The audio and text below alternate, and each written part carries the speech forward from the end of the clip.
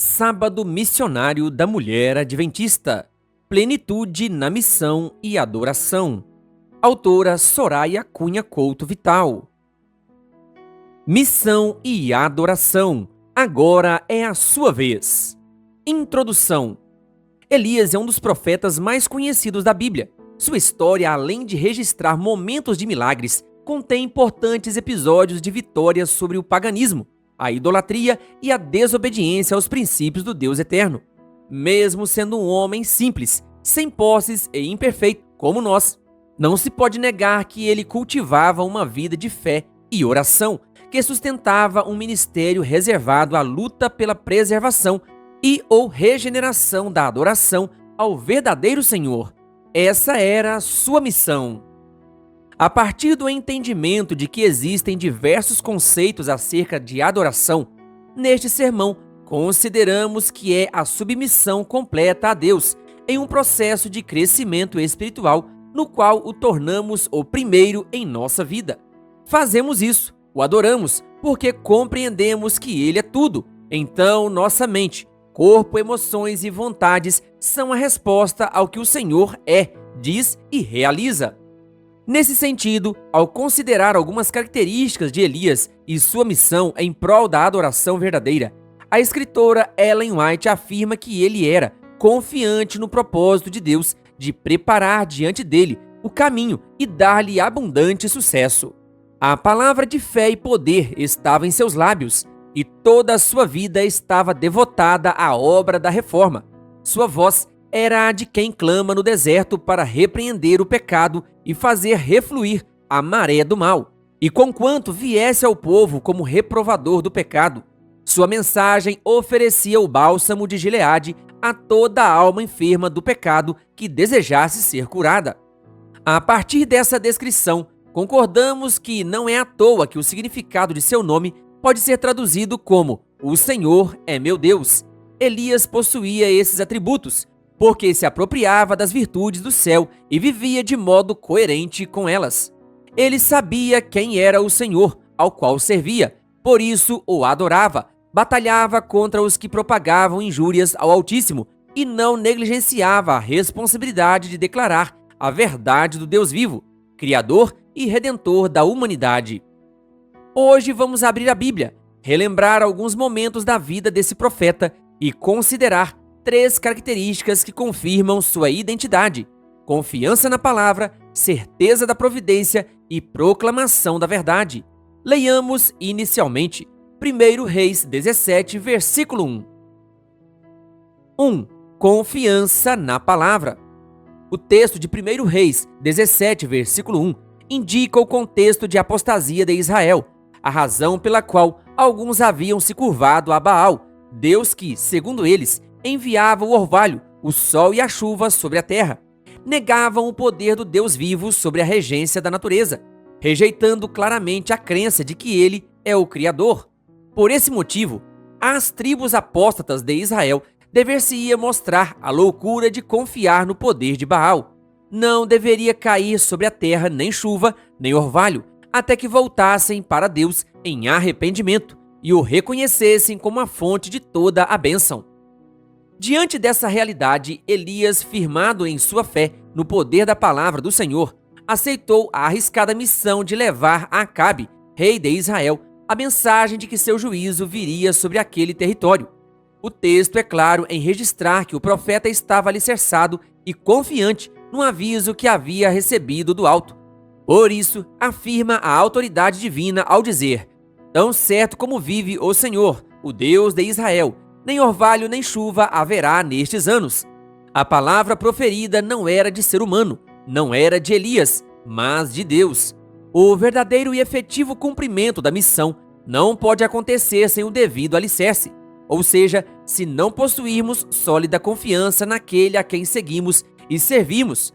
Poderemos ser levados pela dúvida, pelo desânimo, pelas diversas vertentes da incredulidade e não teremos condição de defrontar os reveses que nos são apresentados quando nos propomos a pregar o evangelho da salvação. Desejar cumprir a missão sem confiar no Pai é construir a casa sobre a areia, como relatado em Mateus 7, versículos 26 e 27. Foi somente pelo exercício de forte fé no infalível poder da palavra de Deus que Elias apresentou sua mensagem.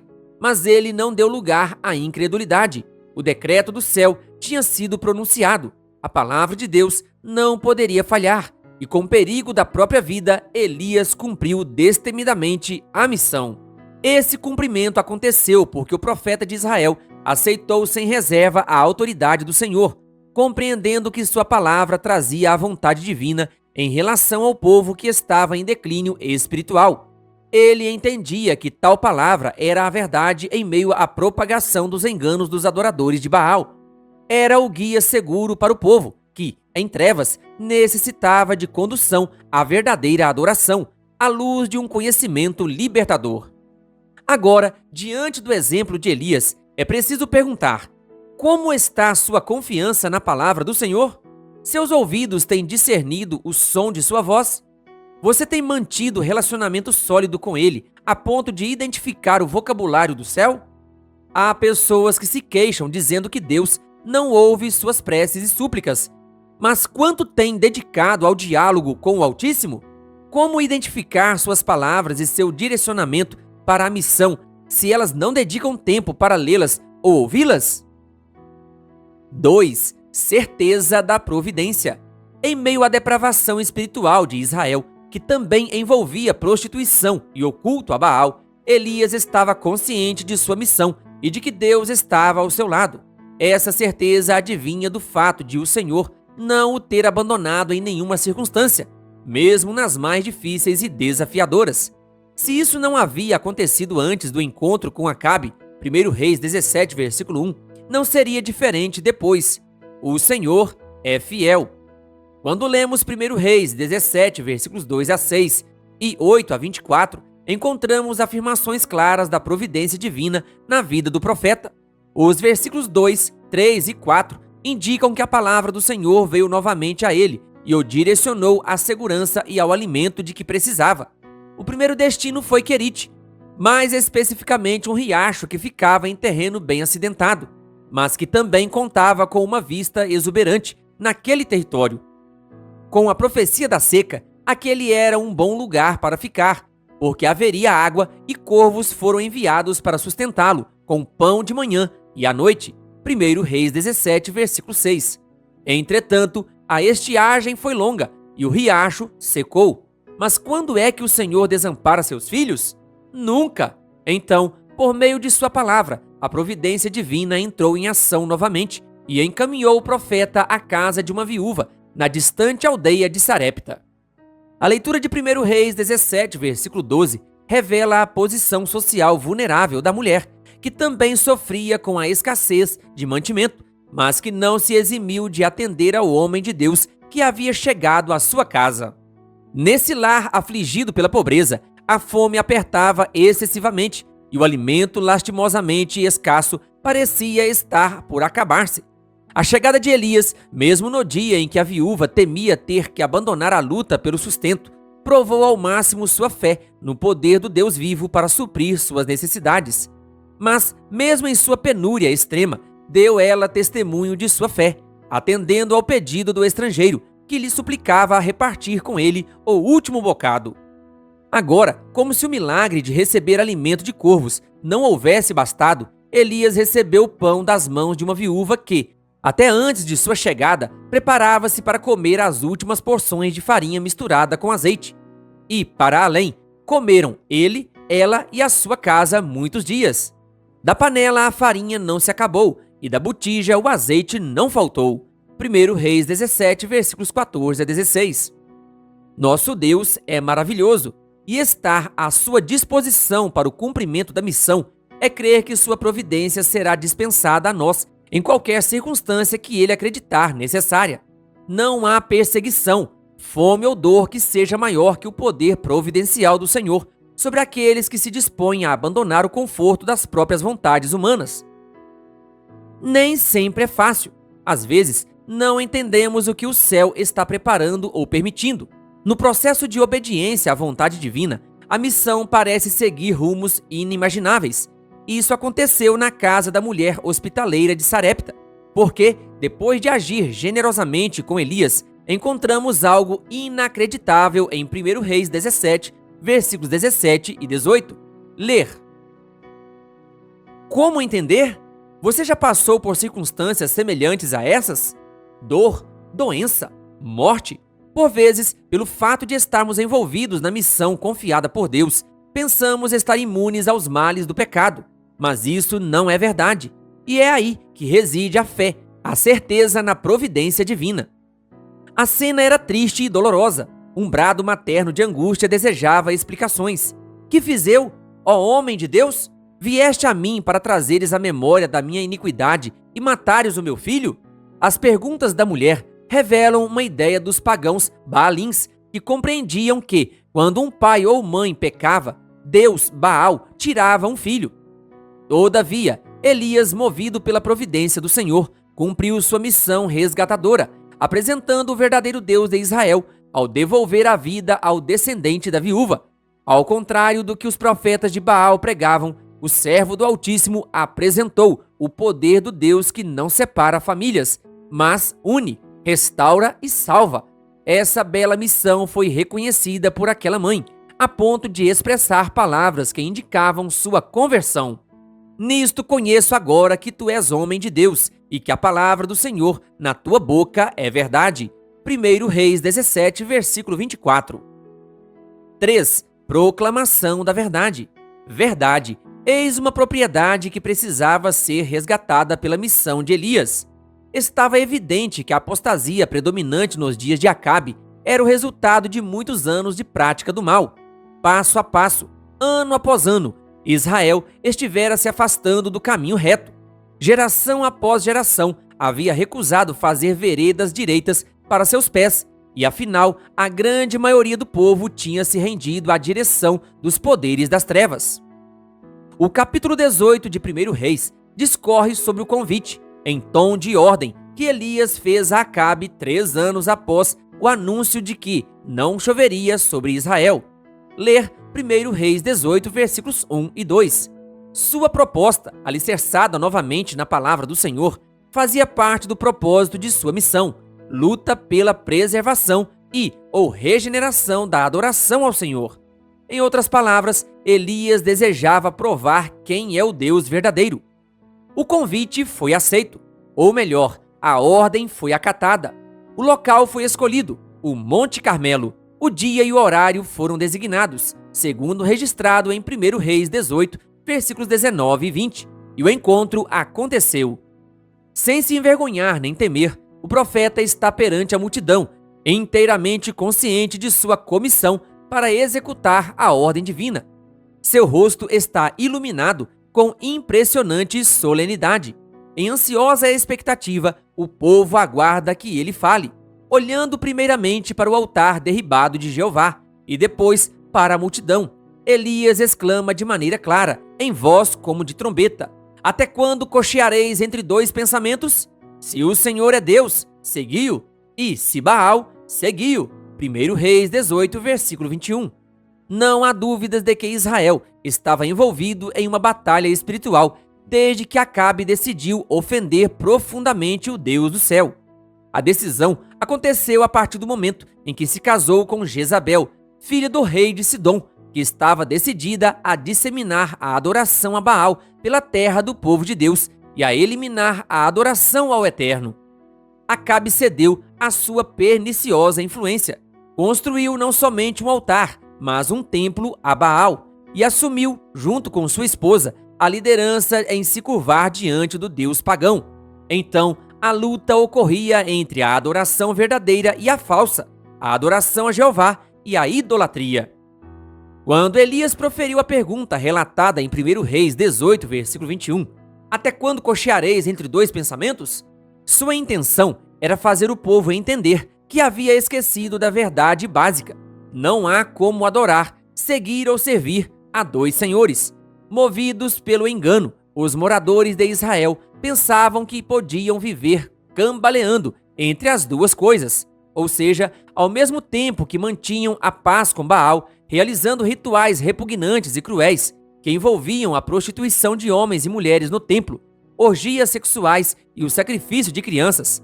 Também suplicavam favores ao Senhor, Segundo suas concepções, Baal abençoaria suas plantações, seus rebanhos, e o Senhor dos Exércitos protegeria sua vida nas guerras. Elias, porém, se levantou em nome da propagação da verdade. Deus não divide sua adoração com ninguém. O primeiro mandamento de seu decálogo é claro em estabelecer: não terás outros deuses diante de mim. Êxodo 20, versículo 3. Em Isaías 45, versículos 5 e 22, ele afirma: eu sou o Senhor, e não há outro. Além de mim, não há Deus. Olhai para mim, e sede salvos, vós todos, porque eu sou Deus, e não há outro. No Carmelo, o profeta chega ao ápice de sua missão. Levanta-se contra a apostasia, restaura o altar do Senhor, convida a nação a humilhar o coração e voltar para o Deus de seus pais. Ergue as mãos para o céu e oferece uma singela oração. Responde-me, Senhor, responde-me, para que este povo saiba que tu, Senhor, és Deus e que a ti fizeste retroceder o coração deles. 1 Reis 18, versículo 37. Seu brado expressa a consciência de que a missão restauradora que Deus havia designado a ele estaria completa quando Israel compreendesse, aceitasse e vivesse genuinamente alicerçado no fato de que o Senhor exige e merece adoração exclusiva. Não há como vacilar entre a luz e as trevas. Para ele, qualquer devoção difusa ou distante do assim diz o Senhor é ofensiva, inaceitável e está longe da verdade. Conclusão: ao considerarmos esses episódios da vida de Elias sob o olhar de sua missão, é inevitável a constatação de que os principais aspectos que caracterizavam a adoração a Baal são cada vez mais comuns em nossos dias. No que diz respeito à confiança na palavra de Deus, podemos identificar que a Bíblia tem sido rechaçada por pessoas que a interpretam a partir de ideias, fundamentos filosóficos ou visões ideológicas que justificam seus pensamentos, suas ações ou suas concepções políticas, sociais e culturais. Não a consideram a partir de sua fonte original, a revelação divina, mas rebaixam-na ao ponto de vista humano. Contudo, vimos com clareza que a missão de Elias, semelhantemente à de Cristo, foi guiada pela vontade de Deus, porque ele compreendia que sua palavra é um conjunto de verdades, uma revelação objetiva, concedida para guiar a humanidade para fora das trevas geradas por tradições e mitos falhos, conduzindo-a à verdadeira luz de um conhecimento redentor. Sem essa base sólida, como a casa construída sobre a rocha, Mateus 7, versículos 24 e 25, não é raro encontrarmos aqueles que estão exaustos, lutando com seus próprios e inúteis esforços, porque não creem na provisão do mantenedor. Assim como os profetas de Baal no Monte Carmelo estão roucos de tanto gritar, abatidos, confusos, frustrados, 1 Reis 18, versículos 28 e 29, e não conseguem vencer a labuta do viver diário. Afinal, sem a certeza da providência divina, inútil vos será levantar de madrugada, repousar tarde, comer o pão que penosamente granjeaste, porque aos seus amados ele o dá enquanto dormem. Salmo 127, versículo 2. Na verdade, a adoração a Baal era uma fraude, como tantas outras inventadas por Satanás para desviar a humanidade da adoração ao Salvador. Aquele Deus não era de verdade, não existia, era mentira. O tempo em que vivemos também tem colocado em xeque a verdade absoluta, traz à tona o relativismo e contrapõe qualquer noção de objetividade ou retrato fiel das coisas ou do mundo. Isso nos faz ouvir aqui e ali que algo pode ser anunciado como verdade ou mentira, como a favor ou contra, depende do argumento ou do tal ponto de vista. Essa flexibilidade do conceito concede a possibilidade de manipulação da concepção de verdade única, imutável, completa e incontestável, que é o próprio Deus e sua palavra. Eu sou o caminho, e a verdade e a vida. João 14, versículo 6. Santifica-os na verdade, a tua palavra é a verdade. João 17, versículo 17. Diante do que essa palavra verdadeira apresenta, podemos afirmar que o exemplo de Elias e sua missão é apropriado para os cristãos remanescentes de hoje? A resposta é uma só: sim, e está prescrita na profecia de Malaquias 4, versículos 5 e 6. Ler o texto. O Tratado de Teologia Adventista do Sétimo Dia confirma essa concepção. Os adventistas acreditam ser um movimento profético com a missão de preparar um povo em todas as partes da terra para o aparecimento de Cristo. Consideram-se coletivamente o cumprimento do prometido Elias em Malaquias 4, versículos 5 e 6, enviado por Deus para restaurar todas as coisas. Meu irmão e minha irmã, eu e você somos os remanescentes, os que, assim como Elias, receberam um ministério reservado à luta pela preservação e ou regeneração da adoração ao verdadeiro Senhor. Essa é a nossa missão. A quem seguimos? A quem servimos? A quem adoramos? Logo, sobre quem pregamos?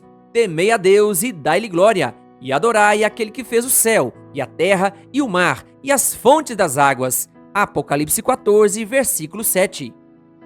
Com o fervor que caracterizou o profeta Elias, devemos nos empenhar em preparar o caminho para o segundo advento de Jesus, compreendendo que a adoração afeta a missão, quando oferece uma oportunidade de evangelização. Quem você precisa evangelizar? Onde a adoração ao Senhor precisa ser restaurada? Tem parentes que não conhecem a Jesus? Você sente tristeza por ver um filho que virou as costas para a fé? A Bíblia comprova em 1 Reis 18, versículo 39, que, ao final da batalha no Monte Carmelo, o Deus Eterno se manifestou poderosamente. Quando o povo viu isso, todos se prostraram com o rosto em terra e disseram: "O Senhor é Deus, só o Senhor é Deus." Assim, o significado do nome do profeta foi a exclamação da vitória divina, da conversão à mensagem salvadora. A missão estava cumprida, a adoração pura estava restaurada. Hoje, em tempo de iminente apostasia mundial, Deus convoca seus mensageiros para proclamar suas verdades no espírito e no poder de Elias. O Senhor pode alcançar aqueles que acreditamos não terem mais esperança. Até mesmo o coração mais inflexível não está fora do seu alcance. Aproprie-se da missão restauradora que o Senhor tem para você. Agora é a sua vez. Querido ouvinte, que Deus lhe abençoe. Se você não é inscrito em nosso canal, se inscreva e ative o sininho das notificações. Canal O Bom da Bíblia, compartilhando a palavra de Deus.